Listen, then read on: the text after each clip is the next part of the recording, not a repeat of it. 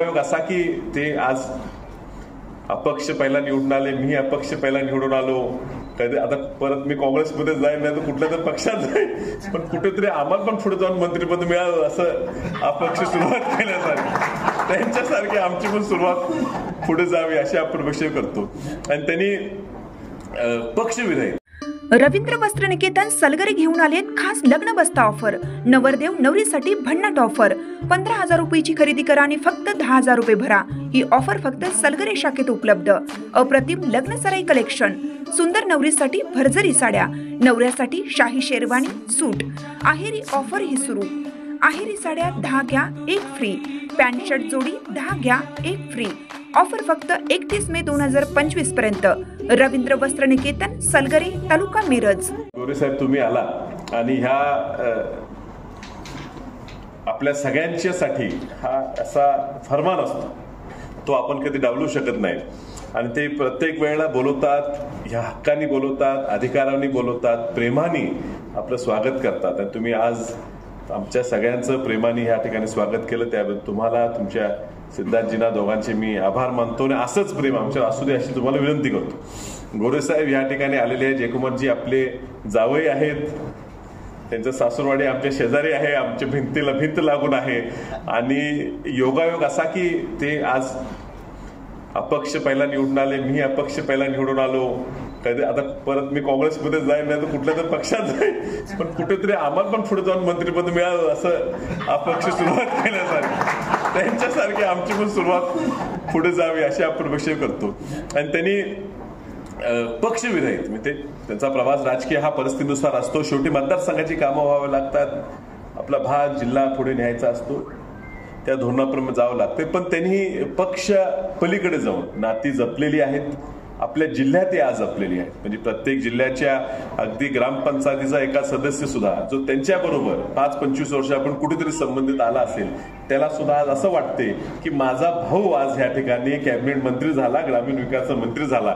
त्यामुळे खूप लोकांची सांगली जिल्ह्यात तुमच्याकडे अपेक्षा आहे. त्या अपेक्षेला तुम्ही त्यांना येईल त्या माणसाला आदर देताय, त्यांची कामं पण व्हायला लागली आहे. त्यामुळे जरी ते मंत्री सोलापूरचे पालकमंत्री असले, सातारा जिल्ह्याचे मंत्री असले, तरी सांगलीकरांच्या दृष्टीनं तुम्ही सुद्धा आमचे पालकमंत्री असल्यासारखंच आम्ही तुमच्याकडे पाहतो. त्या पद्धतीने तुम्ही यापुढे काम करत राहाल असं मला पूर्ण विश्वास आहे. पत्रकार संघासाठी, ह्या लोकांसाठी वस्ताद हे खूप दिवस राबतात आणि ही संघटित करणं सोपं नाही. कारण किती जरी आपण म्हटलो पत्रकार एकत्र असले पाहिजेत, तर ह्यांच्यात जेवढे इगो आहेत वानखेडे साहेब एकामेकात, ते इगो सॉफ्ट करून एकत्र आणणं नॉट अ जोक, ही काय सोपी गोष्ट नाही.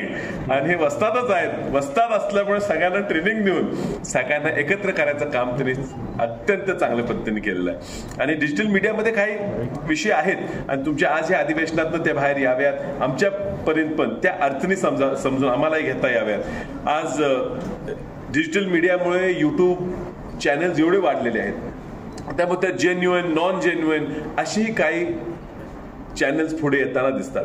आणि माझी तुम्हाला विनंती आहे, इन्फ्रास्ट्रक्चरचं मी पुढे बोलणारच आहे, पण एक ॲक्रेडिटेशन शासनात सोडून तुमच्या संघाचं सुद्धा एक रेटिंग, स्टार रेटिंग, म्हणजे आपला जो युट्यूबर आहे आणि तुमचा सदस्य नसला तरी तर तुमच्या संघटनेमार्फत त्याचं एक स्टार रेटिंग असावं.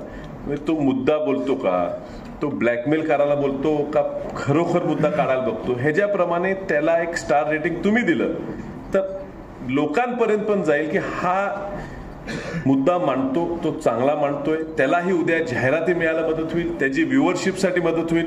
कारण आज एवढं कंटेंट अवेलेबल आहे, हा कंटेंट रेग्युलेट करणं शासनाने प्रयत्न केला, डीपीडीपी ऍक्ट आणलेला, IT ऍक्टमध्ये प्रोव्हिजन्स केलेले आहेत. मात्र जेन्युइन काय आहे आणि खरी बातमी कशी बाहेर येते यासाठी कुणीतरी तुमच्यामध्ये विदिन द पिअर्स तुमच्या संघटनेमार्फत आले पाहिजे.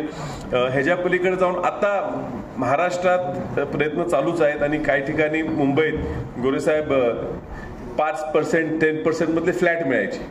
आणि त्यामुळे वसंतदादांच्या काळात बघतो तर आम्ही पण जातो, जवळजवळ सगळेच पत्रकार त्या वसंतदादांनी असे फक्त सही करून सगळ्यांना फ्लॅट दिलेले आहे. ते फ्लॅटची किंमत 2-2, 5-5 कोटी आता झालेली आहे. आता परत एकदा एक नवीन फेरी मुंबई पुण्यात तुम्ही काढावी लागेल, ज्या करून आपल्या ह्या सांगली जिल्ह्यातल्या लोकांना सुद्धा मुंबईसारख्या ठिकाणी एखादा आवास, एखादं घर मिळू शकेल.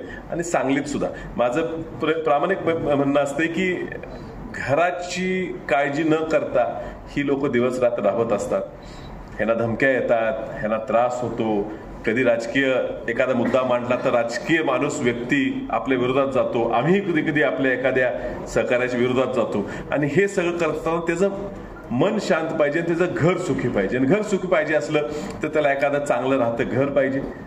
आपल्या फॅमिलीज ह्या एकामेकात खेळ मिळत वावरल्या पाहिजे. एकत्र कुटुंब असलं तर एकामेकाला सपोर्ट राहील. सांगली सुद्धा एखादी कॉलनी जिल्हा बँकेमार्फत मी परवा ठराव करून घेतलेला आहे की अत्यल्प दरात आम्ही कर्ज द्यायला तिथं तयार आहे. 100% लोन द्यायला तयार आहे. कलेक्टर साहेबांना पण आपण मागणी केलेली की एका अतिरिक्त जागा उपलब्ध करून द्या. एक चांगली स्कीम करून ह्या डिजिटल लोकांना सुद्धा तिथं तुम्ही घरं देऊ शकलो. हे सगळे कुटुंब म्हणून नाही नाही नाही मी तेच म्हणतो. आम्ही अप्रूव्ह करून देणार. शासनाने जागा द्यायची, जो बांधकामाचा खर्च आहे तेवढंच तुम्ही द्यायचे, दुसरं काही द्यायचे नसल्यामुळे त्याच्यावरच अति कुठलंही तारण न घेता, जामीनदार न घेता फक्त त्या घराला तारण घेऊन आम्ही जिल्हा बँकेमध्ये कर्ज द्यायला आम्ही तयार आहेत. त्यात ग्रेडेशन केलेत, कुणाला किती लाखाचं काय असे ग्रेडेशन केलेलं आहे. त्याच्या पगाराचा ह्याच्यावर शेवटी पैसे फेडलेही पाहिजेत. आणि तुम्ही जर संघामार्फत तुम्ही त्याला हमी दिली की तर कदाचित त्याला मग एक अपग्रेडेड स्टेप पण देता येईल. आणि हा तुम्ही आपण सांगलीत बघतो आता ऑफिसर्स क्लब सांगलीत तयार झाला. ऑफिसर्स क्लब काय आहे की जे इथं अधिकारी असतात त्यांच्यासाठी कुटुंब जाऊन तिथं मग काय स्विमिंग पूलमध्ये उड्या मारतील, नाश्ता जेवण करतील, पितील वगैरे काय करतील ते त्यांचे कुटुंब एक फॅमिली म्हणून टेबल टेनिस खेळते, लॉन टेनिस खेळते, बॅडमिंटन खेळते. आणि हा वावर आहे. तर हे ऑफिसर्स क्लब झालं. आमचं म्हणणं होतं आमच्या राजकीय लोकांचं पण एक क्लब असावं. तर शासनाने जागा दिली आहे. शासनाने सिटी प्राईडच्या मागे दिली.